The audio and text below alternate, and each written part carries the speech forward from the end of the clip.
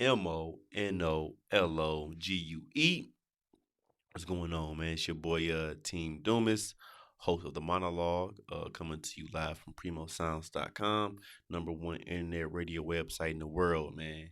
The whole motherfucking globe.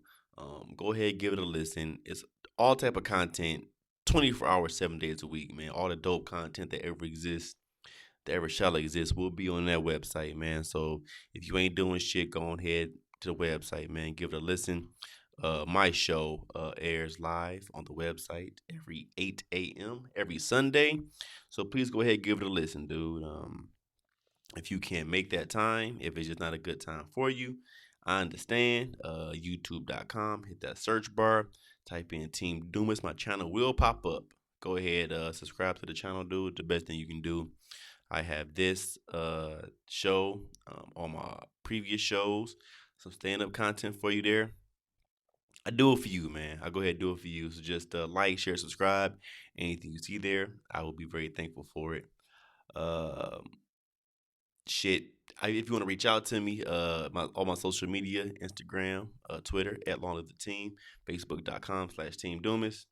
And I do got some big changes coming up to the channel. So if you are good at any type of graphic design, like making banners and fucking pictures and shit like that with like logos and shit, like good at making logos and shit, slide into one of my DMs, and I got some US dollars, dude, to reward you for your efforts, man. I'm paying. I pay for services. You know what I'm saying? I'm not gonna ask you to do anything for free. So yeah, just slide them DMs if you're good at any graphic design. I really will appreciate it. This past weekend here in Germany was daylight savings time. I'm not sure if that's the case where you're from, but here it is. You have to set your clocks forward 1 hour. So be sure you have, if you are living in a region that is doing that. But for me, all my shit's electronic. So my phone did it automatically, my laptop did it automatically, my car did it automatically, my TV did it automatically, my Xbox did it automatically. So all that's just automatic, dude. So I ain't have to worry about it too much. It isn't back in the day where I had to take the clocks off the wall and fucking move the fucking hand an hour either way. You know what I'm saying?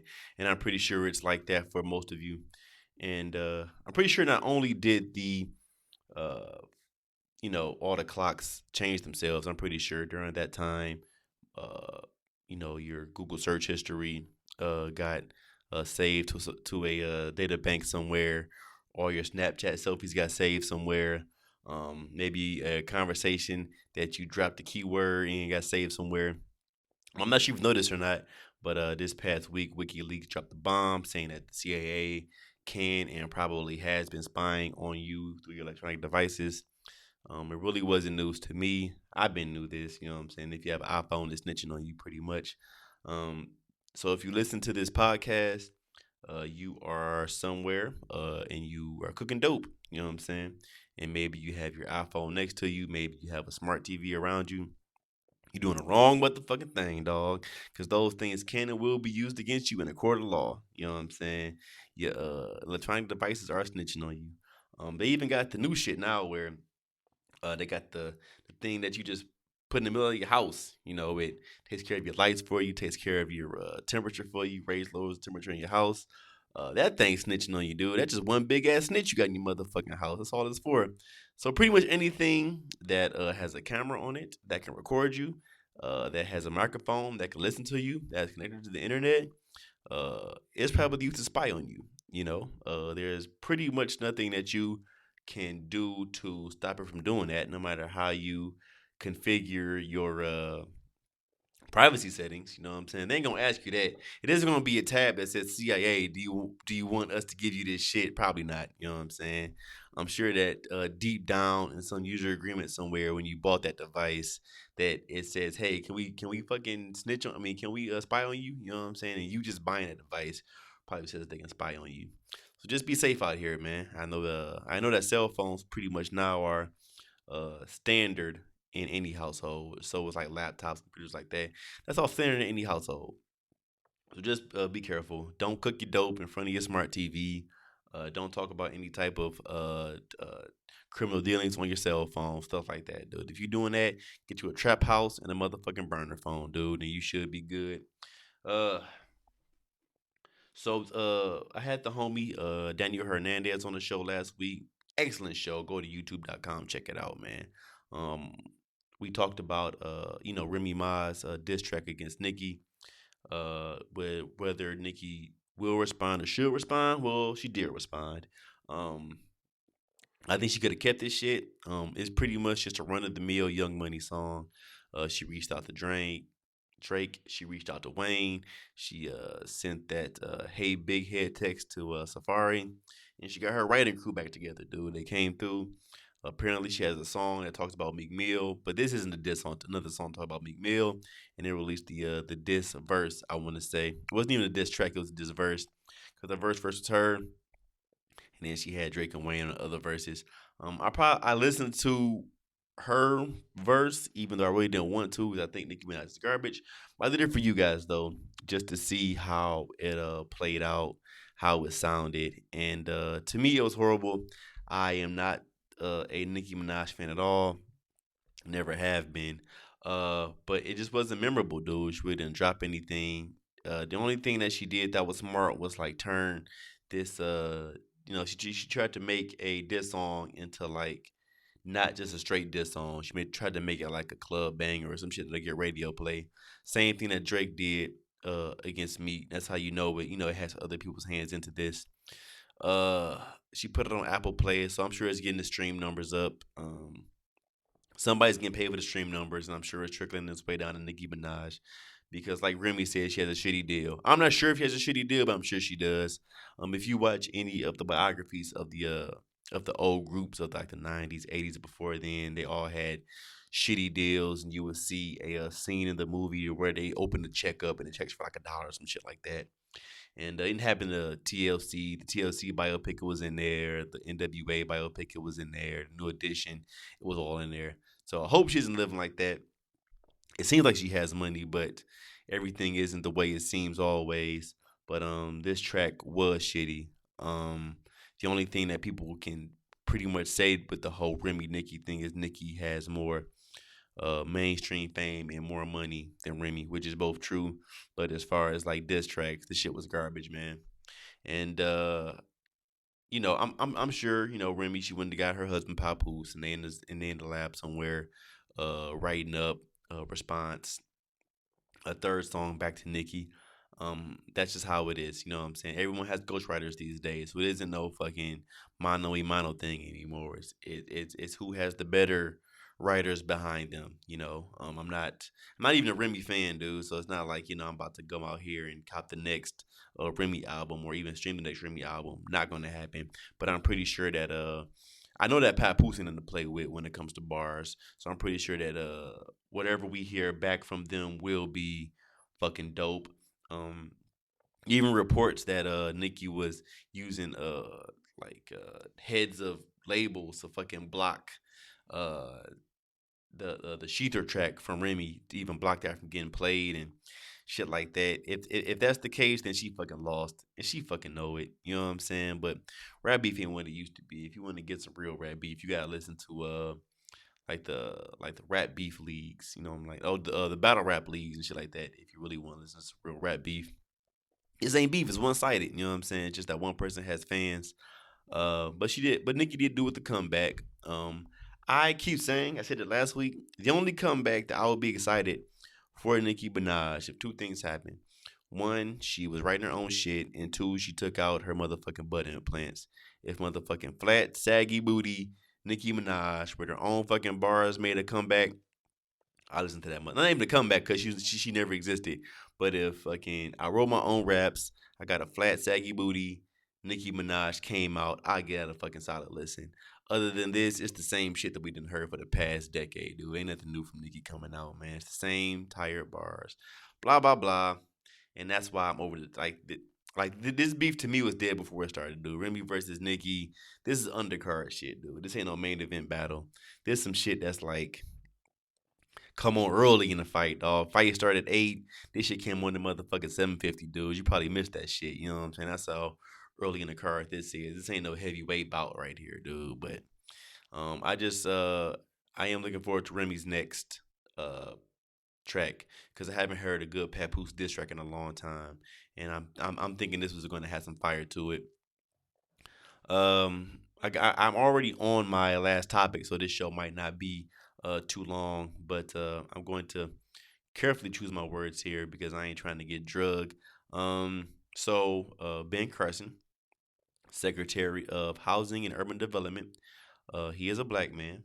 He is under. He has a spot in the Trump dynasty, and he was giving what he thought was an impassioned speech, about immigrants in America, because if you're an immigrant in America, you pretty much, you ain't starting at the top. You know what I'm saying, for the most part, unless you like a doctor or some shit before you get over here. We're talking about poor people who come to America for a better life. Um, that's the whole picture America's been painting about itself for a long time. Laying up opportunity. People, if you don't have a chance in your country, come over here. You can have a chance if you work hard enough. So he was giving a very, you know, passionate speech about that, and he referred to black people as immigrants, right? Came over on slave ships, and we didn't get paid that much, but we still kept going, you know what I'm saying? And it does give a disservice to black history. It does give a disservice to what we had to go through. Um, it fails to capture the picture of how it really was, about the rapes, the castrations, the sexual molestations, the lynching, the burning, the murdering, the persecution, the loss of religion, loss of culture that we all had to go through, when we came over here from Africa. You know what I'm saying? And it's the whole revisionist history that I hate. That's the main thing. That's one of the main things about it. Yes, slavery happened. There's nothing that we can do to change that now, but to just to not portray what the Africans did really have to endure and go through during that time in America is just nothing short of criminal, if you ask me. So I agree with the outrage that was cast at Ben Carson wholeheartedly, dude. Give it to him. But one thing that I point out and always have pointed out since Trump became president is where was all this backlash against Daddy Obama?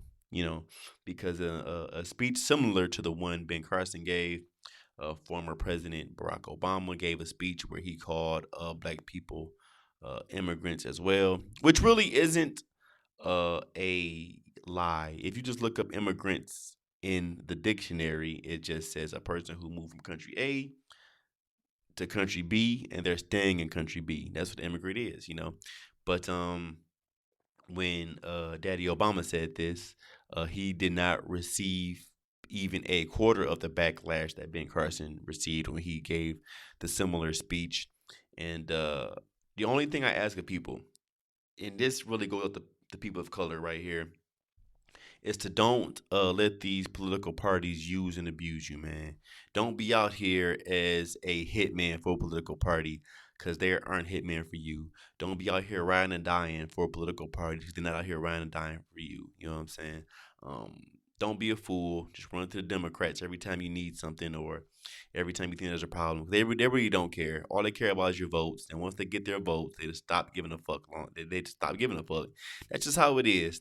Sadly, I wish it wasn't the case, but that's how it is. Even if you black and you vote Republican, they don't give a fuck about you either, dude. They just looking to get that small percent of the vote that they didn't even think that they would get. They get that vote and they just stop giving a fuck about you, dude. So yes, have your outrage. Yes, do not let people diminish your history. Yes, do not let people diminish the struggle of your forefathers. I wholeheartedly agree with it. But do it to everybody though. Don't just do it to just Republicans, you know what I'm saying? Because you come off looking very hypocritical. Um, Attack both parties. Fuck them both. You know what I'm saying? That's how I look at it. If a Republican Party comes to your neighborhood and they trying to fucking destroy that motherfucker for whatever reason, air they ass out, dude. Fuck them. You know what I'm saying? Don't vote for them. Don't vote them in that motherfucker. The next election cycle comes out, vote them out that motherfucker. Same thing for Democrats. Democrats come to your community, they come to destroy you. Fuck them. or the motherfuckers out. You know what I'm saying? Don't vote the motherfuckers in. If it like honestly, I don't know, my take on it is that there had that if that there should be, especially local government, other political parties than the Republican and Democrat, or don't even run on a political party.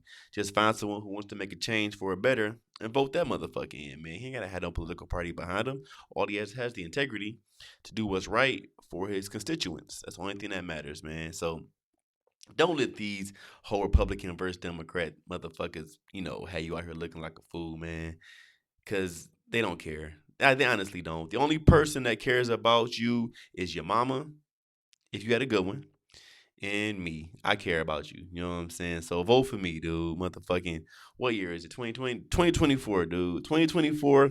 Team Doomas for whatever the fuck you want to do. I'm the one that care about you, dude. Fuck these Republicans, Democrats, motherfuckers, man. They're not gonna do right by you, no matter what you do.